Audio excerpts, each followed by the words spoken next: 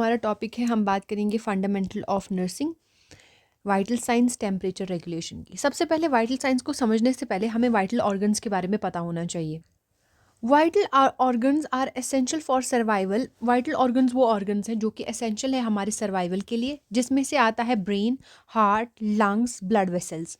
Brain जो है वो कंट्रोल करता है बॉडी के फंक्शंस को और जो भी रेस्पॉन्सेज होते हैं हमारे, ठीक है, उनको कंट्रोल करता है। हार्ट सबको पता है कि वो पंप करता है oxygenated blood to the vital organs, और जो भी बॉडी के ऑर्गन्स हैं उनको जो है क्या पंप करता है, ऑक्सीजनेटेड ब्लड। लंग्स का अगर हम देखें तो ये क्या करवाता है, गैसेस का एक्सचेंज, यानी कि कार्बन डाइऑक्साइड जो है वो हमारी बॉडी के आउटसाइड जाता है और ऑक्सीजन जो है वो हमारी बॉडी के इनसाइड आता है। Now the next vital organ is kidney. Kidney जो है वो क्या करता है, पहले तो वेस्ट को फिल्टर करता है, देन उसको क्या करता है, बाहर निकालता है एंड रेगुलेट करता है फ्लूइड के बैलेंस को। ठीक है, आई होप आपको ये वाइटल ऑर्गन्स क्लियर है। Now, let's talk about the main topic, that's vital signs. Vital signs indicate the functioning of vital organs and include. Vital signs जो है वो indicate बताते हैं हमें कि हमारे vital organs अच्छे से function कर रहे हैं या नहीं कर रहे हैं, ठीक है, हमारे vital organs किस तरीके से function कर रहे हैं, ठीक है। सबसे पहला है इसमें टेम्परेचर। टेम्परेचर हमारा वाइटल साइन है। पल्स, पल्स यानी कि हार्ट रेट हमारा वाइटल साइन है। Respiration, breathing rate. Blood pressure जिसको हम बीपी कहते हैं, ये भी एक वाइटल साइन है। और पेन जो है fifth vital sign in conscious patient. जो कॉन्शियस पेशेंट है, जो मतलब कि अपने होशो हवास में होते हैं पेशेंट्स, उनका फिफ्थ वाइटल साइन कौन है, उनका पेन है, ठीक है। अब जो अनकॉन्शियस पेशेंट्स होते हैं उनके लिए जो फिफ्थ वाइटल साइंस है वो कौन है, प्यूपिलरी रेस्पॉन्स, जिसमें डॉक्टर्स जो है होते हैं वो टॉर्च डालते हैं आंखों में, ठीक है, पेशेंट की आइज में जो है वो डाली जाती है टॉर्च और उनका प्यूपिलरी रेस्पॉन्स चेक किया जाता है। ये इसको हम प्यूपिल बोलते हैं, ठीक है। तो इनका प्यूपिलरी रेस्पॉन्स चेक किया जाता है, जो कि फिफ्थ वाइटल ऑर्गन किसका है, फिफ्थ वाइटल साइन किसका है, ये अनकॉन्शियस पेशेंट्स का। Next vital sign is oxygen saturation, ठीक है। Now let's talk about the body temperature. Body के टेम्परेचर की हम सबसे पहले फर्स्ट वाइटल साइन की बात करते हैं, जो कि है टेम्परेचर। सबसे पहले हम इसकी डेफिनेशन पढ़ लेते हैं। The balance between heat production that is thermogenesis and heat loss that is thermolysis. मतलब कि ये जो बॉडी का टेम्परेचर है, टेम्परेचर जो होता है वो होता है हीट प्रोडक्शन। हीट प्रोडक्शन कितनी हुई, हमारी बॉडी ने कितनी हीट प्रोड्यूस की और हमारी बॉडी ने कितनी हीट लूज की, बची हुई जो हीट है उसको हम क्या बोलते हैं, बॉडी का टेम्परेचर, ठीक है। नॉर्मल जो हमारी बॉडी का टेम्परेचर वो होता है 37 डिग्री सेल्सियस और 98.6 डिग्री फ़ारेनहाइट, जो कि हमारा सरफेस टेम्परेचर होता है, जो कि हम स्किन से टेम्परेचर लेते हैं, ठीक है। और 37.8 डिग्री सेल्सियस या फिर 100 डिग्री फ़ारेनहाइट जो होता है वो कोर हमारा टेम्परेचर होता है, जो इंटरनल हमारा टेम्परेचर होता है, जो कि हम रेक्टम से लेते हैं। आई होप आपको ये क्लियर है। और टेम्परेचर का जो फॉर्मूला मैंने आपको बताया था कि थर्मोजेनेसिस माइनस थर्मोलाइसिस, ठीक है। थर्मोजेनेसिस यानी कि हीट का प्रोडक्शन, थर्मोलाइसिस यानी कि हीट का लॉस, ठीक है। अब हम बात करते हैं सबसे पहले थर्मोजेनेसिस की, ठीक है, यानी कि हीट जो हमारी बॉडी में है वो कहाँ कैसे कैसे प्रोड्यूस होती है। Heat is generated primarily in the mitochondria of cells through metabolism and other process. Heat जो है हमारी जनरेट होती है जो माइटोकॉन्ड्रिया ऑफ सेल, सेल में जो माइटोकॉन्ड्रिया होता है उससे उसमें क्या होती है, वो जनरेट होती है सेल्स थ्रू मेटाबॉलिज्म, क्योंकि मेटाबॉलिज्म की वजह से, एंड अदर प्रोसेस जो भी उसमें इन्वॉल्व होते हैं, ठीक है।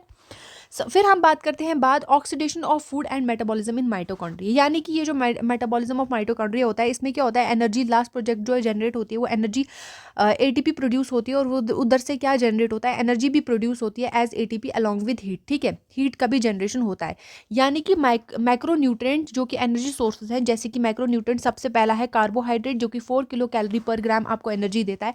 फैट की अगर हम बात करें तो 9 किलो कैलोरी पर ग्राम आपको एनर्जी देता है, और प्रोटीन की अगर हम बात करें तो 9 किलो कैलोरी पर ग्राम एनर्जी मिलती है, ठीक है। आई होप आपको ये क्लियर है कि ये इन सब को, जब इन सब का मेटाबॉलिज्म होता है, मेटाबॉलिज्म से जब एटीपी निकलता है, एटीपी से फिर हीट भी निकलती है, तो हमारी बॉडी ने, यानी कि इस सबसे पहला जो है उसने मेटाबॉलिज्म से हीट का प्रोडक्शन किया। अब हम बात करते हैं दूसरा, जो कि है थर्मिक इफेक्ट ऑफ फूड, यानी कि TEF, जिसको हम स्पेसिफिक डायनेमिक एक्शन भी बोलते हैं। The process of digestion itself, जब खाने की डाइजेशन हो रही होती है, ठीक है, जब स्टोमक में खाने की डाइजेशन हो रही होती है तो उस टाइम भी जो है बॉडी क्या रिलीज़ करती है, हीट करती है। तो मतलब हमारा दूसरा जो था वो था TEF यानी कि थर्मिक इफेक्ट ऑफ फूड। तीसरा बॉडी जो है वो एक्सरसाइज या मसल एक्टिविटी के दौरान भी जो है, जब आप एक्सरसाइज कर रहे होते हो या मसल एक्टिविटी कर रहे हो तो तब भी हमारी बॉडी जो है वो क्या रिलीज करती है, हीट का प्रोडक्शन करती है। यानी कि 80% ऑफ स्केलेटल मसल्स जो होती हैं वो इंक्रीज एनर्जी, उनकी एनर्जी इंक्रीज हो जाती है या रिलीज करती है एनर्जी, ठीक है। Next is hormones. हॉर्मोन्स का भी रोल है किसमें, एनर्जी प्रोडक्शन में। आप सबको पता है जैसे थायराइड हार्मोन की अगर हम बात करें तो एग्जांपल अगर थायरोक्सिन की मैं लूँ, ये जो है ये इंक्रीज करता है मेटाबॉलिज्म को। अब जब मेटाबॉलिज्म इंक्रीज हुआ तो लास्ट में क्या निकलेगा, मेटाबॉलिज्म से हीट ही तो निकली, तो हीट ही इंक्रीज हो रही है, ठीक है। मेंस्ट्रुअल साइकिल की आपको सबको पता है कि जब फीमेल्स का मेंस्ट्रुअल साइकिल होता है तो उनका जो है बॉडी का टेम्परेचर जो है वो थोड़ा बढ़ जाता है, यानी कि इसने भी हीट का प्रोडक्शन किया, ठीक है।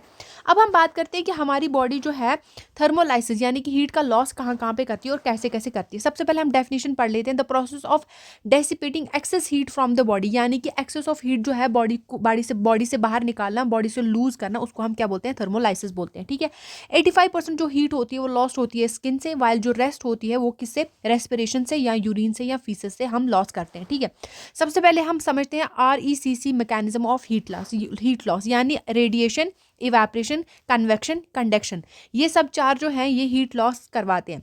रेडिएशन में क्या होता है, हीट ट्रांसफर होता है विदाउट डायरेक्ट करंट, यानी कि आप डायरेक्ट कंटैक्ट नहीं कर रहे हो किसी ठंडी चीज़ के साथ, आपका डायरेक्ट कंटैक्ट नहीं हो रहा है, कोई डायरेक्ट कंटैक्ट आप नहीं कर रहे हो किसी कोल्ड चीज़ के साथ, फिर भी आपका जो है हीट लॉस हो रहा है। इवेपोरेशन की अगर हम बात करें तो इसमें जो है हम थ्रू स्वेट या फिर रेस्पिरेशन से, जो हम पसीने से या फिर जो भी हम रेस्पिरेशन से जो हीट लॉस करते हैं वो इवेपोरेशन में आता है। कन्वेक्शन की अगर हम बात करें तो heat transfer through fluid, air और फ्लूइड मूवमेंट की वजह से जो हम हीट लॉस करते हैं वो होता है कन्वेक्शन। और कंडक्शन की अगर हम बात करें तो डायरेक्ट ट्रांसफर हो जाता है, अगर आपकी स्किन जो है वो किसी कोल्ड सरफेस के साथ कंटैक्ट में आ जाती है तो वहाँ से आपका जो है हीट लॉस हो जाता है। आई होप आपको ये क्लियर है। अदर हीट लॉस पाथवेज की अगर हम बात करें तो लंग से भी हम थ्रू, जब हम सांस छोड़ते हैं तब क्या होता है, तब हमारी हीट लॉस होती है। किडनीज़ की अगर हम बात करें, जब हम यूरिन को पास करते हैं तब क्या होता है, तब हमारा हीट लॉस होता है। बाउल्स की अगर हम बात करें, फीसस की बात करें, जब हम फीसस या स्टूल्स वगैरह पास करते हैं तो तब क्या होता है, तब हमारा हीट लॉस होता है। आई होप आपको ये क्लियर है। यानी कि ओवरऑल समरी में अगर आपको टेम्परेचर की बताऊं, टेम्परेचर होता है बॉडी का टेम्परेचर, हम कैसे मेजर करते हैं कि हीट आपने कितनी प्रोड्यूस की, यानी कि हीट का प्रोडक्शन माइनस हीट का लॉस और जो बची हुई हीट आपकी बॉडी में है उसको हम क्या बोलते हैं, उसको हम टेम्परेचर बोलते हैं। आई होप आपको ये क्लियर है। Thank you.